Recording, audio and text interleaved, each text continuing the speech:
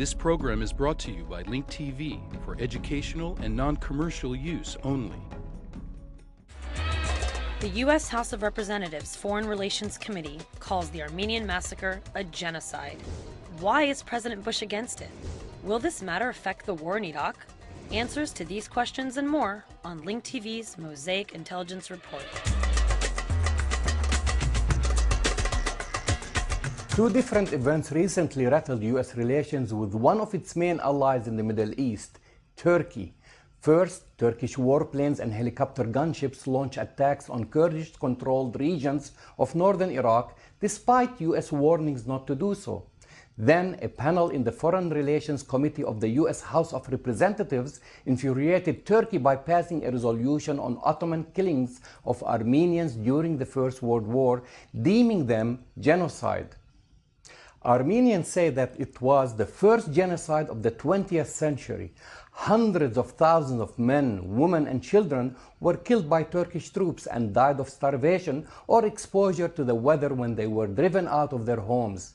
All Armenians do not want the Turkish army to come here because in the past there was a massacre. My grandfather told me about it. They slaughtered 1.5 million Armenians. Turks say the Armenians were killed in battle and that both sides suffered equally. President Bush strongly lobbied against the passing of this measure. On several occasions, the US president condemned the killings in Darfur and referred to what's happening there as genocide. But why does he equivocate when it comes to the Armenian genocide, a well-documented historical event? I urge members to oppose the Armenian genocide resolution now being considered by the House Foreign Affairs Committee. We all deeply regret the tragic suffering of the Armenian people that began in 1915. This resolution is not the right response to these historic mass killings, and its passage would do great harm to our relations with a key ally in NATO and in the global war on terror. The answer is simple. Earlier on Thursday, Robert Gates, the U.S. Defense Secretary, had warned of reprisals from Turkey following the vote.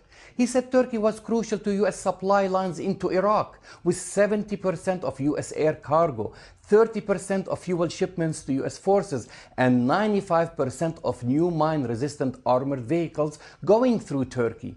So principles are out of the window, meaning the measure will most likely be killed in Congress or vetoed by the president. And there are those that say that every time we discuss this resolution in committee, it's an irritant to our relationship with Turkey. That's the best reason to vote for it here and on the floor. Let us do this and be done with it. We will get a few angry words out of Ankara for a few days, and then it's over.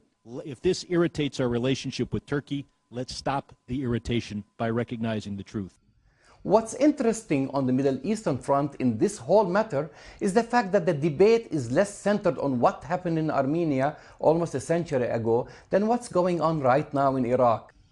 Political analysts on several Arab satellite TV networks kept mum, arguing the case for the Armenians, and instead of going into details about the events of 1915, simply said, remembering the horrors of the past is a worthwhile endeavor, but this was designed by congressmen to make themselves feel good about the most horrible vote of all, voting for the war on Iraq and supporting an ongoing genocide.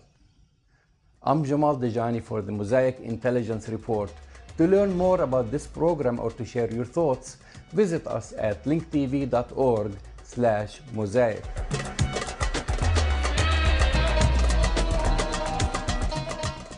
The One Nation, Many Voices online film contest is calling you to pick up a camera and send us a short film about the American Muslim experience today. Up to 5 minutes in a variety of styles: comedy, drama, animation, music, documentary, and a special category for filmmakers 18 and under, plus a category for films less than 60 seconds.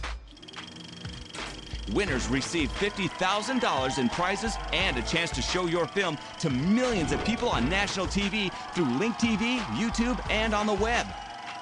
Filmmakers of every age and background are encouraged to apply. Winners will be selected by celebrity judges. See the website onenationfilmcontest.org for details. The deadline is November 25th, 2007. Remember, this is One Nation, Many Voices. Stories, not stereotypes, about Muslims in America.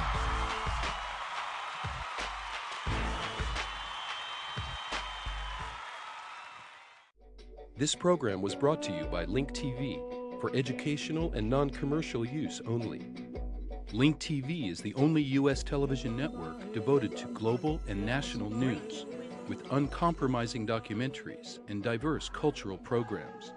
Programs which connect you to the world.